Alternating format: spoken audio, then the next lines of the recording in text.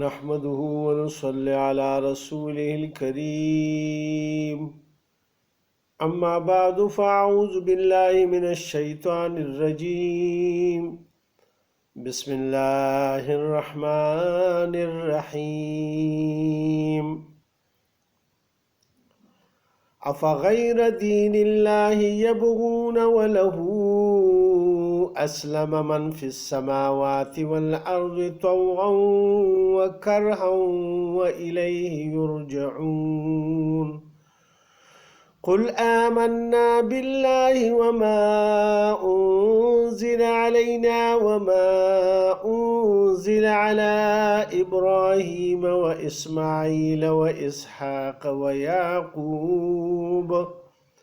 ويعقوب والأسباط وما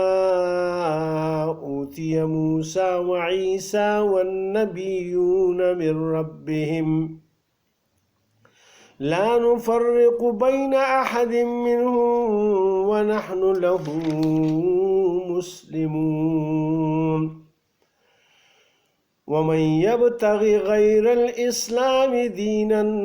فلن يقبل منه وهو في الآخرة من الخاسرين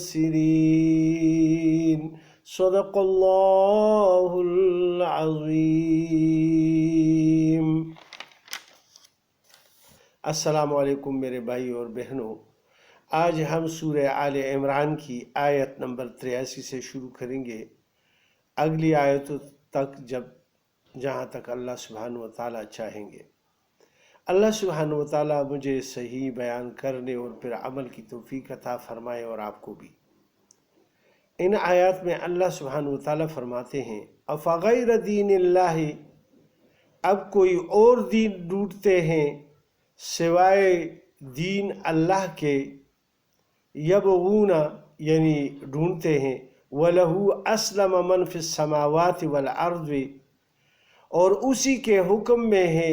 جو کوئی آسمان میں اور زمین میں ہے، طوعاً وَكَرْهًا، خوشی سے یا لاچاری سے، وَإِلَيْهِ يُرْجَعُونَ، اور اسی کی طرف سب پھر جائیں گے۔ اس آیت میں اللہ سبحانہ و تعالیٰ نے صریح یہ فرما دیا کہ زمین و آسمان کی جتنی بھی چیزیں ہیں وہ اللہ کے حکم بردار ہیں، اللہ کے حکم ماننے والے ہیں۔ اللہ پاک نے طوعاً و کرہاً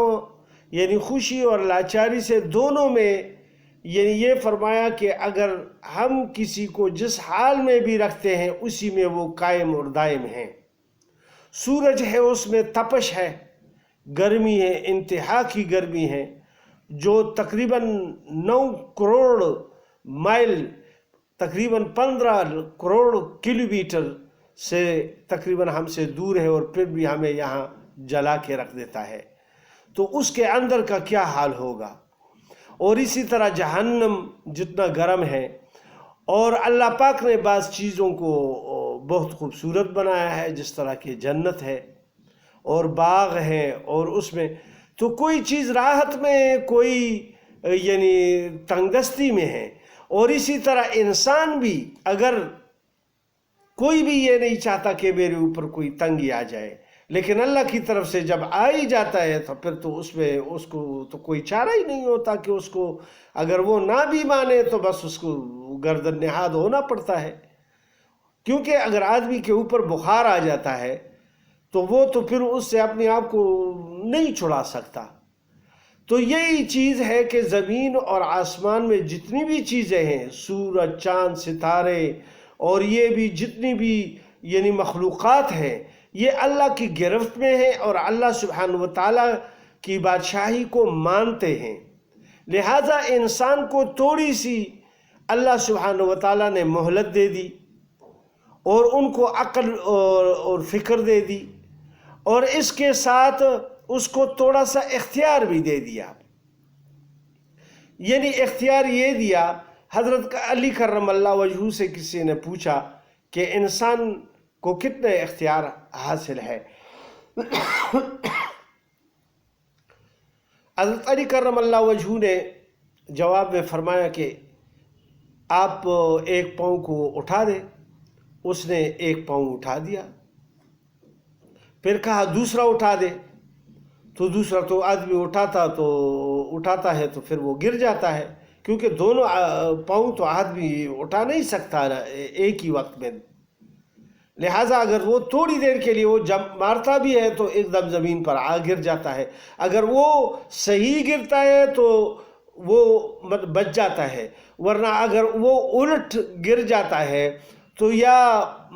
ٹانگ ٹوٹ جاتی ہے، یا ہاتھ ٹوٹ جاتا ہے، یا کمر میں درد ہو جاتی ہے، کوئی اور مسئلہ پیش آ جاتا ہے، یعنی اگر تھوڑا سا بھی وہ ٹیڑھا ہو کے گر جاتا ہے تو بس پھر وہ بے قابو ہو جاتا ہے۔ لہٰذا اس نے یہ سمجھایا اس طرح کہ انسان کو اللہ پاک نے ایک پیر یعنی ایک ٹانگ کو اٹھانے کی استطاعت دی ہے، اب یہ جس طرف بھی اٹھتا ہے اس کا یہ قدم، تو بس اسی کا وہ حساب لکھ دیا جاتا ہے۔ وہ مسجد کی طرف اٹھتا ہے تو اس کو ثواب ملتا ہے، اگر وہ بازار کی طرف اٹھتا ہے یا مندر کی طرف اٹھتا ہے یا کسی اور غلط جگہ کی طرف اٹھتا ہے، لہٰذا پھر وہ اس کا ملے گا، یعنی اجر ملے گا، اس کا اجر ملے گا۔ تو لہٰذا اللہ سبحانہ وتعالیٰ نے یعنی دنیا میں جتنی بھی چیزیں ہیں تو وہ اللہ سبحانہ وتعالیٰ کے سامنے چاہے زبردستی ہے یا خوشی ہے یا لاچاری سے وہ اللہ کی خدائی کو مانتا ہے، اور ہر ایک چیز اللہ کی طرف جانی بھی ہے، یعنی ہر ایک چیز کو موت آنی ہے، لہٰذا اللہ ہی کی طرف ان کو رجوع کرنا ہوگا، جتنی بھی چیزیں ہیں ان کو مرنا ہے۔ لہٰذا کافر جو اسلام کے علاوہ دوسرے دین تلاش کرتا ہے، جو اللہ پاک نے کہہ دیا ہے کہ میں نے تمہارے لیے یعنی اسلام کو دین پسند فرما دیا، اور ابھی اسلام کو قبول کر لو اور بس اس میں تمہاری نجات ہے، اور یہ اور دینوں میں یہودیت میں، نصرانیت میں، یا بت پرست لوگ یعنی ہندو مت میں یا بدھ مت میں یا کوئی اور جتنے بھی مذاہب ہیں دنیا میں، یا آزاد رہ کر یعنی کوئی دہریہ بنتا جاتا ہے، لہٰذا وہ تو بن جاتا ہے، لیکن یہ ہے کہ اللہ کی طرف ایک دن جانا ہے اور پھر اللہ کو جواب دہ ہونا ہے۔ پھر اللہ پاک فرماتے ہیں قل آپ فرما دیجئے آمنا باللہ، ہم ایمان لائے اللہ پر، وما انزل علینا، اور جو کچھ اترا ہم پر، وما انزل علی ابراہیم، اور جو کچھ اترا ابراہیم علیہ السلام پر، و اسماعیل، اور اسماعیل علیہ السلام پر، و اسحاق، اور اسحاق علیہ السلام پر، و یعقوب، اور یعقوب علیہ السلام پر، والاسباط، اور اس کی اولاد پر، وما اوتی موسیٰ، اور جو ملا موسیٰ علیہ السلام کو، و عیسیٰ، اور عیسیٰ علیہ السلام کو، والنبیون من ربہم، اور جو ملا سب نبیوں کو ان کے پروردگار کی طرف سے، لا نفرق بین احد منہم، ہم جدا نہیں کرتے ان میں کسی کو، وَنَحْنُ لَهُ مُسْلِمُونَ، اور ہم ان کی طرف گردن نہاد ہیں، یعنی ان کو ماننے والے ہیں، یعنی اللہ کو ماننے والے ہیں، جس اللہ پر ہم نے ایمان لایا اسی کی دین پر چل رہے ہیں۔ لہٰذا سب سے پہلے اللہ پاک نے اپنے پیغمبر کو فرما دیا کہ آپ ان کے سامنے ایمان کا تکرار کریں، اور جن جن چیزوں کا ذکر فرمایا گیا تو یہ ہر مسلمان کے لیے لازم ہے کہ ان چیزوں پر ایمان لائے۔ سب سے پہلے اللہ سبحانہ وتعالیٰ پر، پھر ان کے پیغمبروں پر، پھر یعنی جتنے بھی پیغمبر آئے ہیں وہ حق اور سچ نبی تھے اپنے اپنے زمانے کے لیے، اور وہ اللہ کے برگزیدہ بندے تھے، لہٰذا ہم سب کی قدردانی کریں گے، یہ نہیں کہ جس طرح کہ یہ دوسرے لوگ کرتے ہیں، یعنی دوسرے انبیاء کی تک آمیزی بیان کرتے ہیں۔ لہٰذا اللہ سبحانہ وتعالیٰ ان میں مسلمانوں کو یہ ہدایت فرماتے ہیں کہ تم جو ہے نا سب نبیوں کو اللہ کے نبیوں کو نبی مان کر یعنی ان کی عزت اور تکریم رکھو دل میں کہ وہ اللہ کے نبی ہیں اور پاک لوگ ہیں، ان میں کوئی ہمیں فرق نہیں ہے، وہ اپنے اپنے زمانے کے لیے رہنما تھے، اور ان کی بات جس امت نے اور جن لوگوں نے مانی اللہ سبحانہ وتعالیٰ نے ان کو کامیاب فرما دیا۔ اب حضرت محمد مصطفیٰ صلی اللہ علیہ وآلہ وسلم کو اللہ پاک نے نبی یعنی خاتم النبیین بھیج دیا اور اس کو قرآن دے کر بھیجا ہے، لہٰذا ہم اب ان قرآن پر عمل کریں گے، رسول اللہ صلی اللہ علیہ وآلہ وسلم کا اتباع کریں گے اور اللہ کے تمام حکموں کو مانیں گے اور ہم اسی کے فرمان بردار رہیں گے۔ وَمَنْ يَبْتَغِ غَيْرَ الْإِسْلَامِ دِينًا، اور جو کوئی چاہے سوا دین اسلام کے اور دین، فَلَنْ يُقْبَلَ، سو اس سے ہرگز قبول نہ ہوگا منہ اس سے،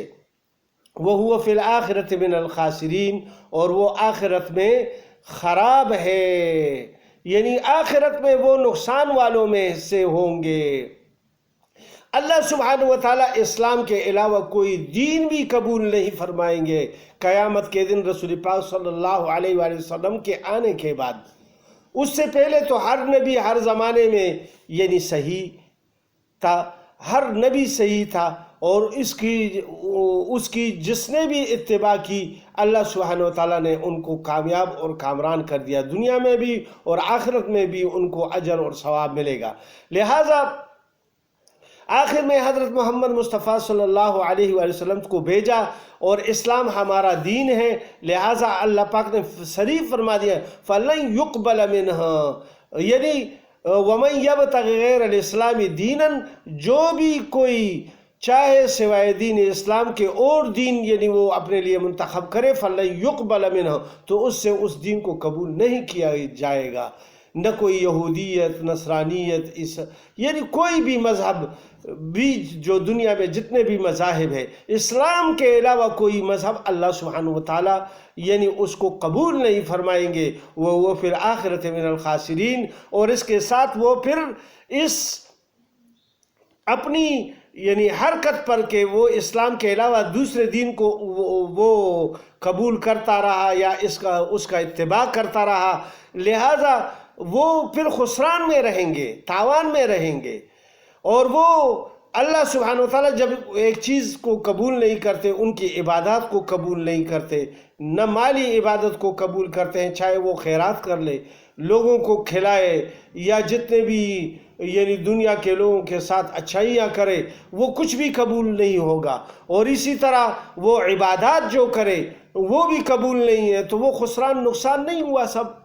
وہ ایسے ہی چلے گئے، سب کچھ نقصان۔ ایک آدمی محنت کر کر کر کر کے ساری عمر جو ہے نا وہ اس طرح گزار دے اور آخر میں اس کا صفر یعنی نتیجہ نکل آئے، تو کیا اس کو ملا بیچارے کو؟ اس نے تو اپنے آپ کو ایسے ہی کپا دیا۔ لہٰذا یہی حال ہوگا پھر ان لوگوں کا جو اسلام کے علاوہ دوسرے دین پر عمل کرتے ہیں۔ اللہ سبحانہ وتعالی ہم سب کو ان آیات پر عمل کی توفیق عطا فرمائے۔ وما علینا الا البلاغ۔ السلام علیکم ورحمۃ اللہ۔